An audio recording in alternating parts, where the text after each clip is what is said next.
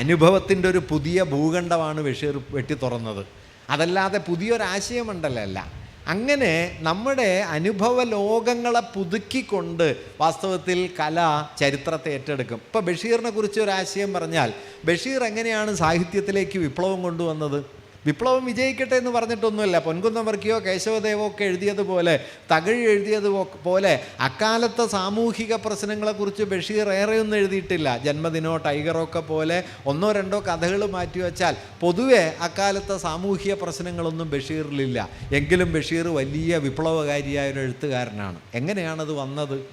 ബഷീർ മനുഷ്യൻ എന്ന സങ്കല്പത്തിൻ്റെ അതിർത്തിയെ വലുതാക്കി. നോക്കൂ, നമ്മുടെ സാമൂഹ്യ ചരിത്രത്തിൽ അക്കാലം വരെ അർത്ഥമില്ലാത്ത ജീവിതങ്ങളെന്ന് പരിഗണിക്കപ്പെട്ട പെറുക്കികളെ നമ്മൾ ലുംബൻ എന്ന് ക്ലാസിക്കൽ ഭാഷയിൽ പറയുമല്ലോ. പെറുക്കികൾ, പിച്ചക്കാർ, പോക്കറ്റടിക്കാർ, കൂട്ടിക്കൊടുപ്പുകാർ, തെരുവോരങ്ങളിൽ അലഞ്ഞു നടക്കുന്നവർ, കോമാളികൾ, ഇങ്ങനെയുള്ള മനുഷ്യർ, അവർക്ക് ചരിത്രത്തിൽ ഒരു റോളും ആരും കൽപ്പിച്ചിട്ടില്ല. അവർക്ക് ചരിത്രത്തിൽ എന്തെങ്കിലും പ്രസക്തിയുണ്ട് എന്നും ആരും കരുതിയിട്ടില്ല. അങ്ങനെ പെറുക്കികളെന്ന നിലയ്ക്ക് ചരിത്രപ്രവാഹത്തിൽ ചതഞ്ഞരഞ്ഞു പോകാൻ മാത്രം യോഗ്യരാണ് എന്ന് കരുതപ്പെട്ട മനുഷ്യരിൽ നിന്നാണ് മാനുഷികതയുടെ പുതിയൊരു മണ്ഡലം ബഷീർ ഉദ്ഘാടനം ചെയ്തത്. നിങ്ങൾ ആനവാരി രാമൻ നായർ, പൊൻകുരിശു തോമ, സ്ഥലത്തെ പ്രധാന ദിവ്യൻ മുതലായ കഥകളൊക്കെ വായിച്ചു നോക്കിയാൽ അവിടെ പ്രത്യക്ഷപ്പെടുന്ന മനുഷ്യർ ഇത്തരം മനുഷ്യരാണ്. ആനവാരി ആനയെ കോരിയെടുക്കാൻ ശ്രമിക്കുകയാണ്, പൊൻകുരിശു തോമ മോഷ്ടാവാണ്. അവിടെ അനുഭവത്തിന് പുതിയൊരു പ്രകാരമുണ്ട്. ആ പ്രകാരം ഇപ്പോൾ സ്ഥലം കഥകളിൽ ഒരിടത്ത് ഒറ്റക്കണ്ണം പോക്കർ എന്ന് പറയുന്ന ഒരാളുണ്ട്. അയാൾക്കൊരു മകളുണ്ട്, സൈനബ എന്നത്. ഒറ്റക്കണ്ണം പോക്കറുടെ കടയിൽ ചായ കുടിക്കാൻ വരുന്ന ഒരാളാണ് മണ്ട മുസ്തഫ. മണ്ട മുസ്തഫയും സൈനബയും തമ്മിൽ പ്രേമമാണ്. അപ്പോൾ ഈ പ്രേമത്തിൻ്റെ അടയാളമായിട്ട് സൈനബ കൊടുക്കുന്നത് എന്താണെന്ന് വെച്ച് കഴിഞ്ഞാൽ, ഈ ചായക്കടയിൽ വരുന്ന സമയത്ത് ഇവൾ പുട്ടുണ്ടാക്കുമ്പോൾ പുട്ടുകണയിൽ പൊടിയിട്ടിട്ട് അതിൽ ഒരു മുട്ട എടുത്തിട്ട് വീണ്ടും പൊടിയിട്ട് നിറച്ചിട്ട് ആവിയിൽ വേവിക്കും. വെന്തു വരുമ്പോൾ ഈ മുട്ട പുഴുങ്ങിയ മുട്ടയായിത്തീരും. ഈ മുട്ട അകത്തൊളിച്ചിരിക്കുന്ന ഒരു കഷ്ണം പുട്ടാണ് വാസ്തവത്തിൽ സൈനബ എന്നും കൊടുക്കുക. ഇത് പ്രണയത്തിൻ്റെ അടയാളമാണ്. നിങ്ങളൊരു പുഴുങ്ങിയ മുട്ട കാമുകനും കൊടുത്ത് അന്ന് തീരും കേട്ടോ പ്രണയം. ഇതെന്തുകൊണ്ട് സംഭവിക്കുന്നു എന്ന് വെച്ച് കഴിഞ്ഞാൽ, മനുഷ്യാനുഭവത്തിൻ്റെ പുതിയൊരു പ്രതലം വരുന്നു. നോക്കൂ, മതിലുകളിൽ നോക്കിയാൽ നിങ്ങൾക്ക് കാണാം, പെൺജയിലിൽ നിന്ന് ആകാശത്തേക്ക് ഒരു ചില്ല ഉയർന്നു പോകുന്നു, ഉണക്ക കമ്പ്. ആ കമ്പ് ഉണങ്ങിയ കമ്പ് ആകാശത്തേക്ക് ഉയർന്നു പോകുന്നു. ബഷീർ ഇവിടെ നിന്ന് നാരായണിയെ കാണുന്നു. ഞാൻ നിന്നെ കാണുന്നു, എന്നെ കണ്ടിട്ടില്ലല്ലോ, കാണുന്നു മതിലുകൾ എന്ന് ബഷീർ പറയുന്നു. ഞാൻ പറഞ്ഞതെന്താണെന്ന് വെച്ച് കഴിഞ്ഞാൽ, മനുഷ്യരെന്ന സങ്കല്പത്തിൻ്റെ അതിർത്തി വലുതാക്കിക്കൊണ്ട് മാനുഷികത അതേവരെ ഇച്ഛാശക്തിയുള്ള തൊഴിലാളിയുടെ, ഇച്ഛാശക്തിയുള്ള പോരാളിയുടെ, കർഷക നേതാവിൻ്റെ കീഴ്ത്തട്ടിലെ സമരായുധങ്ങളുമായി നിൽക്കുന്ന മനുഷ്യരിലേക്ക് വരെ തകഴിയും ദൈവവും എത്തിച്ചെങ്കിൽ, അതിനും അപ്പുറത്തേക്ക് മനുഷ്യനെന്ന സങ്കല്പത്തെ കൊണ്ടുപോവുകയും ഒരു പെറുക്കിയുടെ ജീവിതത്തിനും വാസ്തവത്തിൽ മാനുഷികതയുടെ വിശാല ലോകം നൽകുകയുമാണ് ബഷീർ ചെയ്യുന്നത്. അതായത് ചരിത്രത്തിൽ മനുഷ്യൻ എന്ന സങ്കല്പത്തിൻ്റെ അതിർത്തിയെ കുറെ കൂടി ബഷീർ വലുതാക്കുകയും മാനുഷികതയ്ക്ക് പുതിയൊരു വ്യാപ്തി ബഷീർ കൊടുക്കുകയും ചെയ്തു. അത് വിപ്ലവം വിജയിക്കട്ടെ എന്ന് മുദ്രാവാക്യം പറഞ്ഞിട്ടല്ല, ആൺജയിലിലും പെൺജയിലിലുമുള്ള ജയിൽ പുള്ളികളുടെ പ്രേമം ആവിഷ്കരിച്ചിട്ടാണ്. പുഴുങ്ങിയ മുട്ട കൊടുക്കുന്ന ഒരു കാമുകി ഉണ്ടാക്കിയിട്ടാണ്. അനുഭവത്തിൻ്റെ പുതിയ പ്രതലം കൊണ്ട് വാസ്തവത്തിൽ ചരിത്രത്തെ രേഖപ്പെടുത്താനായിട്ട് കഴിയും എന്നാണ് ഇതിൻ്റെ അർത്ഥം. ഞാൻ പറഞ്ഞു വരുന്നത്, ഇങ്ങനെ കലാവസ്തുവിലേക്ക് സൂക്ഷിച്ചു നോക്കുമ്പോൾ കലാവസ്തുക്കൾ ചരിത്രത്തെ ഉൾക്കൊള്ളുന്നത് വാസ്തവത്തിൽ നേർക്ക് നേരെ ആശയങ്ങളായിട്ടൊന്നുമല്ല. പിൽക്കാലത്ത് വരാനിരിക്കുന്ന മോഡേണിസ്റ്റ് കലയെ മുഴുവൻ മാർക്സ് മുൻകൂറായി ഭാവന ചെയ്തുകൊണ്ട് കമ്മ്യൂണിസ്റ്റ് മാനിഫെസ്റ്റോയിൽ ഒരു വാക്യം എഴുതിയിട്ടുണ്ട് എന്ന് സിഗ്മണ്ട് ബൗമൻ പറയുന്നുണ്ട്. മൂലധനത്തിൻ്റെ ഈ പടപാച്ചിൽ ലോകത്തെ എന്താക്കി മാറ്റും എന്ന് എഴുതുന്ന സമയത്ത് എല്ലാ ബന്ധങ്ങളും അറ്റുപോകും, എല്ലാം അണാപ്പൈ ബന്ധങ്ങളാകും, അതിരുകൊലൊക്കെ തകരും എന്ന് പറഞ്ഞ് മാർക്സ് വളരെ പോയറ്റിക്കായി ഒരു വാക്യം കൂടി എഴുതുന്നുണ്ട്. All that is solid melts into air. ഖരമായതൊക്കെ ആവിയായിത്തീരും, ഖരമായതൊക്കെ, ഉറച്ചു നിന്നതൊക്കെ അവസാനിക്കും. ഈ ഉറച്ചു നിന്നതൊക്കെ അവസാനിക്കലാണ് കേട്ടോ ബാലചന്ദ്രൻ്റെ കവിതയിൽ. ഈ തട്ടകം നിൽക്കുവാൻ വയ്യാതെ പൊള്ളുന്നു എന്നായിട്ടും കാലുവെന്ത നായെപ്പോലെ ഒരിടത്ത് നിന്ന് മറ്റൊരിടത്തേക്ക് പാഞ്ഞുകൊണ്ടേയിരുന്ന ചങ്ങമ്പുഴ കൃഷ്ണപിള്ളയായിട്ടും London bridge is falling down എന്നെഴുതുന്ന ടി എസ് എലിയറ്റായിട്ടും things fall apart, there is nothing to hold എന്നെഴുതുന്ന ഏറ്റ്സായിട്ടും ഒക്കെ വരുന്നത് ഈ ഒരൊറ്റ സമ്മർദ്ദമാണ്. നിക്കക്കള്ളിയില്ല. Everything, all that is solid melts into air. Bauman പറയുന്നുണ്ട് ഇനി വരാനിരിക്കുന്ന മോഡേണിസ്റ്റ് പോയട്രി മുഴുവൻ വാസ്തവത്തിൽ ആ വാക്യത്തിലുണ്ട് എന്ന്. പക്ഷേ ആ വാക്യം നേരിട്ട് ഒന്നും പറയുന്നില്ല. ആ വാക്യം ഒരു ചരിത്ര പരിണാമത്തെക്കുറിച്ചൊന്നും പറയുന്നില്ല. പക്ഷേ വരാനിരിക്കുന്ന അനുഭവ മണ്ഡലങ്ങളെ മുഴുവൻ അത് സംഗ്രഹിക്കുന്നു. ഞാൻ പറഞ്ഞു വന്ന കാര്യം എന്താണെന്ന് വെച്ച് കഴിഞ്ഞാൽ, ഇങ്ങനെ അനുഭവങ്ങളുടെ പുതിയ പ്രകാരങ്ങളെ സൃഷ്ടിച്ചുകൊണ്ട് അനുരാഗത്തെ ജാതിക്കപ്പുറത്തേക്ക് പോകുന്ന ഒന്നാക്കി മാറ്റിക്കൊണ്ട് അനുരാഗത്തെ പുരുഷാധികാരത്തിനെതിരായ വിമർശന സ്ഥാനമാക്കി മാറ്റിക്കൊണ്ട് സ്നേഹത്തെ മൈത്രിയാക്കി മാറ്റിക്കൊണ്ട് ആശാൻ കവിതയിൽ സ്നേഹമെന്നത് വിപ്ലവപരമായൊരു സാമൂഹികാവിഷ്കാരമായി തീരുന്നു. ഇപ്പോൾ ആശാൻ്റെ കവിതയിൽ ദൈവമേ, ഈശ്വര എന്ന വാക്ക് മലയാളത്തിൽ ഏറ്റവും ആഴം നിറഞ്ഞ അർത്ഥാനുഭൂതികളെ ഉൾക്കൊള്ളുന്ന പ്രയോഗം ആശാൻ്റെ ഒരു വരിയിലുണ്ട്. സീത രാമനെക്കുറിച്ച് ഓർക്കുന്ന സന്ദർഭത്തിൽ പറയുന്ന ഒരു വരി, പെരുകും പ്രണയാനുബന്ധമാം ഒരു പാശം വശമാക്കി ഈശ്വര, കുരുതിക്കുഴിയുന്നു നാരിയെ പുരുഷന്മാരുടെ ധീരമാനിത എന്ന് പറയും. പെരുകും പ്രണയാനുബന്ധമാം, വർദ്ധിച്ചുകൊണ്ടേയിരിക്കുന്ന പ്രണയത്തിൻ്റെ ഒരു ചരട് കൊണ്ട് സ്ത്രീയെ കുരുതിക്കുഴിയുന്ന പുരുഷൻ്റെ ധീരമാനിത. അവിടെ ഉപയോഗിക്കുന്ന ഒരു പ്രയോഗമാണ് പെരുകും പ്രണയാനുബന്ധമാം ഒരു പാശം വശമാക്കി ഈശ്വര എന്ന്.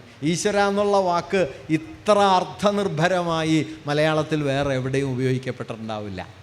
അത് പ്രത്യേകിച്ച് ഒന്നും പറയുന്നില്ല. പക്ഷേ താൻ സ്നേഹിച്ച രാമൻ, തന്നെ കാട്ടിലെറിഞ്ഞ രാമൻ, തൻ്റെ മനസ്സിലെ സ്നേഹം, രാമനോടുള്ള വിമർശനം, ഇതെല്ലാം ചേർന്ന സന്നിഗ്ധതകൾ മുഴുവൻ സീതയുടെ വാക്കിൽ തെളിയുന്ന ഒരു പദമാണ് ഈശ്വര എന്ന കവിതയിലെ വിളി. ഞാൻ പറഞ്ഞു വന്ന ആശയം എന്താണെന്ന് വെച്ചാൽ, ഇങ്ങനെ അനുഭവത്തിൻ്റെ മണ്ഡലങ്ങളെ പുതുക്കി പണിത് കലയ്ക്ക് വാസ്തവത്തിൽ സാമൂഹികതയെ നിരന്തരം ആവിഷ്കരിക്കാൻ കഴിയും. അതുകൊണ്ട് കലയുടെ സാമൂഹികത, നമ്മുടെ വിഷയം അതാണല്ലോ, പതിഞ്ഞ പടനിലം. എന്താണ് സാഹിത്യത്തിൻ്റെ സാഹിതീയതയുടെ സൂക്ഷ്മജീവിതം? അത് സാഹിത്യം നേർക്കുനേരെ വിളിച്ചു പറയുന്ന ആശയങ്ങളല്ല. സാഹിത്യം നേർക്കുനേരെ ആശയങ്ങൾ വിളിച്ചു പറയുന്നതാണ് സാഹിത്യത്തിൻ്റെ സാഹിതീയത എന്ന് ധരിക്കുന്നത് വാസ്തവത്തിൽ വളരെ ഉപരിപ്ലവമായൊരു ധാരണയാണ്. ടോൾസ്റ്റോയ് വിപ്ലവത്തെ പിന്തുണച്ച് ഒരു വാക്യം പോലും എഴുതിയിട്ടില്ല. പക്ഷേ ലെനിൻ ടോൾസ്റ്റോയിയെക്കുറിച്ച് പറഞ്ഞത് റഷ്യൻ വിപ്ലവത്തിൻ്റെ കണ്ണാടി എന്നാണ്. അത് ചെറിയ കാര്യമല്ല. അന്നാ കരീനീനെ വായിച്ചാൽ നിങ്ങൾക്കൊരു വിപ്ലവം കാണാൻ പറ്റില്ല. അന്നാ കരീനീനെ വായിച്ചാൽ നിങ്ങൾ കാണുന്നത് മിക്കവാറും ഒരു സദാചാര ഭ്രംശമാണ്. ഇന്നത്തെ നിലയ്ക്കാണെങ്കിൽ ഒരു സദാചാരവാദിക്ക് ക്ഷോഭിക്കാൻ വേണ്ട എല്ലാം അതിനകത്തുണ്ട്. അന്ന നല്ല ഭർതൃമതിയായൊരു സ്ത്രീയാണ്, 2 കുഞ്ഞുങ്ങളുണ്ട്, സമ്പന്നനായ യുവാവുണ്ട്, നല്ല ദാമ്പത്യമുണ്ട്, നല്ല കുടുംബമാണ്. ഇതെല്ലാമുള്ള അന്ന ഒരു സായാഹ്ന സൽക്കാര വേളയിൽ വെച്ച് വിടനായൊരു കാമുകനെ കാണുന്നു, വ്രോൺസ്കിയെ കാണുന്നു. അയാളിൽ ആകൃഷ്ടനാകുന്നു. അവർ തമ്മിലൊരു ഹൃദയബന്ധം രൂപപ്പെടുന്നു. ആ ഹൃദയബന്ധത്തിൻ്റെ തുടർച്ചയിൽ വീടുപേക്ഷിച്ചിറങ്ങുന്നു. അനുരാഗത്തിൻ്റെ കൊടുങ്കാറ്റ് അവളെ എവിടെയൊക്കെയോ കൊണ്ടുപോകുന്നു. അവസാനം ഒരു റെയിൽ വാളത്തിൽ അനാഥ ശവമായി അടിയുന്നു. ഈ കഥയാണ് അന്ന. ഈ കഥയിൽ എന്താണ് വിപ്ലവത്തിൻ്റെ കണ്ണാടിയായിട്ടുള്ളത്? ഒരുപക്ഷെ അതിൻ്റെ ആദ്യ വാക്യത്തിൽ അതുണ്ട്. ആദ്യ വാക്യം, അന്നാ കരീനയുടെ ആദ്യ വാക്യം നിങ്ങൾ ശ്രദ്ധിച്ച് വായിക്കണം. All happy families are happy in the same way, each unhappy family is unhappy in its on വേ. എല്ലാ സന്തുഷ്ട കുടുംബങ്ങളും സന്തുഷ്ടമായിരിക്കുന്നത് ഒരേ തരത്തിലാണ്. പക്ഷേ ദുഃഖിതങ്ങളായ ഓരോ കുടുംബവും ദുഃഖിതമായിരിക്കുന്നത് ഓരോ തരത്തിലാണ്. അതുകൊണ്ട് സന്തോഷത്തിൻ്റെ ഏകതാനതയ്ക്കെതിരെ, ജീവിതത്തിൽ പടരുന്ന വൈരസ്യത്തിനെതിരെ, നാം പുറമേ കാണുന്ന ഈ ദാമ്പത്യമെന്ന് വിളിക്കുന്ന സ്ഥാപനത്തിനകത്തെ നൃശംസതകൾക്കെതിരെയുള്ള ഒരു കൊതറിച്ചാടലാണ് വാസ്തവത്തിൽ അന്നയുടെ ഈ വിട്ടുപോക്ക്. വൈലോപ്പിള്ളി ഒരുപാട് കാലം കഴിഞ്ഞ് ദാമ്പത്യത്തെക്കുറിച്ചൊരു വരി എഴുതുന്നുണ്ട്. നിയമം നിറവേറ്റൽ എത്ര, നയം എത്ര, അഭിനയം എത്രയാണ് ഈ ദാമ്പത്യത്തിൽ, കുഴിച്ചു കുഴിച്ച് നാം അനിഷ്ടസ്മൃതികൾ തന്നെ അഴുക്ക് പരതിച്ചെന്ന് എത്തുന്നു നരകത്തിൽ എന്നാണ്. കണ്ണീർ പാടം എന്നാണ് കവിതയുടെ പേര്. നമ്മൾ പിന്നെ എന്ത് ചെയ്തു എന്ന് വെച്ചാൽ അത് വൈലോപ്പിള്ളിയും വൈലോപ്പിള്ളിയുടെ ഭാര്യയും തമ്മിലുള്ള വഴക്കിൻ്റെ കഥയാണ് എന്ന് സമാധാനിച്ചു. അപ്പം നമ്മൾ രക്ഷപ്പെട്ടു. അതാണ് അതിൻ്റെ ഒരു സന്തോഷം. വാസ്തവത്തിൽ ഇത് വൈലോപ്പിള്ളിയുടെ പ്രശ്നമല്ല, ദാമ്പത്യത്തിൻ്റെ പ്രശ്നമാണ്. വാസ്തവത്തിൽ കണ്ണീർ പാടം എന്ന കവിത എന്തിനെക്കുറിച്ചാണ് പറയണത്? ഒരു ഭാര്യയും ഭർത്താവും തമ്മിൽ വഴക്കുണ്ടായി എന്നല്ല, മറിച്ച് ഈ ദാമ്പത്യം എന്ന സ്ഥാപനം എങ്ങനെയാണ് മനുഷ്യാവസ്ഥയെ വലയം ചെയ്ത് വളഞ്ഞു പിടിച്ച് ഒരു ഏകദാനമായ നിരർത്ഥകതയിലേക്ക് തള്ളി മാറ്റുന്നത് എന്നാദ്യം മലയാളിയോട് പറയുന്നത് കണ്ണീർപ്പാടാണ്. ഒരു വ്യവസ്ഥയുടെ ശൈഥില്യമാണ്. വൈലോപ്പിള്ളി അവിടെ ഉപയോഗിക്കുന്ന ഒരു വാക്കുണ്ട് കേട്ടോ. ദമ്പതിമാർ നടവരമ്പിലൂടെ പോവാണ്, പാടവരമ്പത്തൂടെ പോവാണ്. അപ്പോൾ പാടവരമ്പത്ത് ഞണ്ടുകളിങ്ങനെ പൊങ്ങി വരുന്നുണ്ട്. വർഷകാലമാണ്.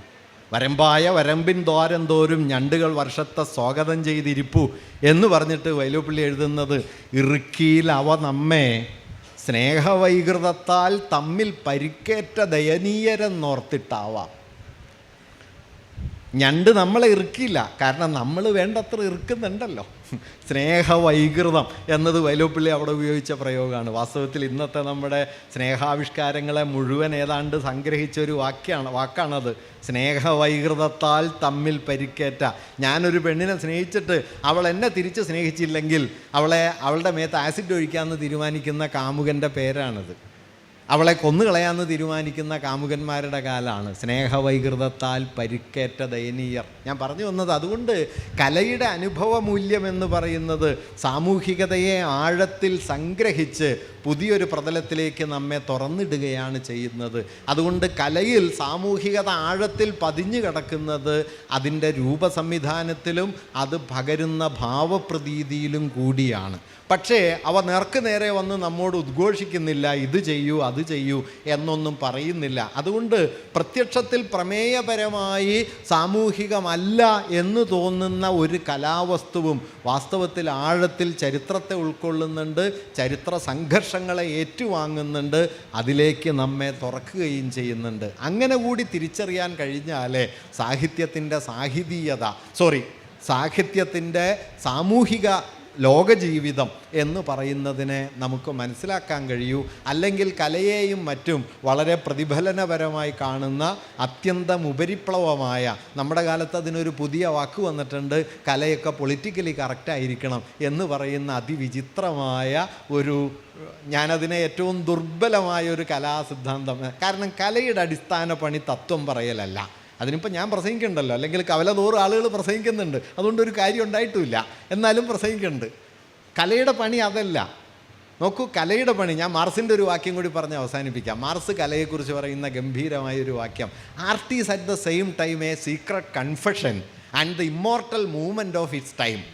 കല ഒരേ സമയം രഹസ്യമയമായൊരു കുംഭസാരമാണ്, അതേസമയം അത് ആ കാലത്തിൻ്റെ അനശ്വരഗതിയുമാണ്. കാലത്തിൻ്റെ അനശ്വരഗതി എന്ന് പറയുന്നത് ഒറ്റ വഴിയല്ല. കാലത്തിൻ്റെ അനശ്വരഗതി എന്ന് പറയുന്നത് വൈരുദ്ധ്യങ്ങളുടെ ഒരു പടക്കളമാണ്.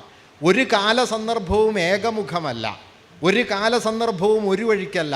തമ്മിൽ പൊരുതുന്ന നാനാതരം ബലങ്ങളുടെ ആകത്തുകയാണ് ഏത് കാലസന്ദർഭവും. നോക്കൂ, കുമാരനാശാനെ നിങ്ങൾ നോക്കൂ. കുമാരനാശാൻ ഓട്ട് കമ്പനിയുടെ മാനേജറായിരുന്നു, മലയാളത്തിലെ റൊമാൻറ്റിക് കവിയായിരുന്നു. ലോക ചരിത്രത്തിൽ നിങ്ങൾക്ക് ഒരു റൊമാൻറ്റിക് കവിയെ കമ്പനി മാനേജറായിട്ട് കാണാൻ പറ്റില്ല. ആശാൻ പക്ഷേ അതാണ്. വ്യവസായത്തിനെതിരെ വന്നതാണ് റൊമാൻറ്റിക് വിപ്ലവം. പക്ഷേ കേരളത്തിലെ റൊമാൻറ്റിക് കവികളിൽ ആദ്യത്തെ പ്രധാനപ്പെട്ട മനുഷ്യൻ അപ്പുറത്ത് ഒട്ട് കമ്പനിയുടെ മാനേജറായിരുന്നു, ഇപ്പുറത്ത് സന്യാസിയായിരുന്നു, അപ്പുറത്ത് നിയമസഭാ സാമാജികനായിരുന്നു, അപ്പുറത്ത് പത്രാധിപരായിരുന്നു. ഇതിൻ്റെ ഇടയിൽ കൂടി ബുദ്ധമതത്തിൽ പോകണോ വേണ്ടെന്ന് പറയുകയും കലയിലെല്ലാം ബുദ്ധമതം വേണമെന്ന് പറയുകയും ലേഖനം എഴുതിയപ്പോൾ ബുദ്ധമതം വേണ്ടെന്ന് പറയുകയും ചെയ്ത ആളായിരുന്നു. ഇതിലേതാണ് ആശാൻ എന്ന് ചോദിച്ചു കഴിഞ്ഞാൽ ഇതെല്ലാം കൂടി ചേർന്നതാണ്. ആശാൻ എന്താണ് ചെയ്തത്? തൻ്റെ കാലത്തെ വലയം ചെയ്ത എല്ലാ ആശയങ്ങളിലേക്കും കടന്നു നിന്നു. അതിൻ്റെ വൈരുദ്ധ്യങ്ങളെ മുഴുവൻ സംഗ്രഹിച്ചു.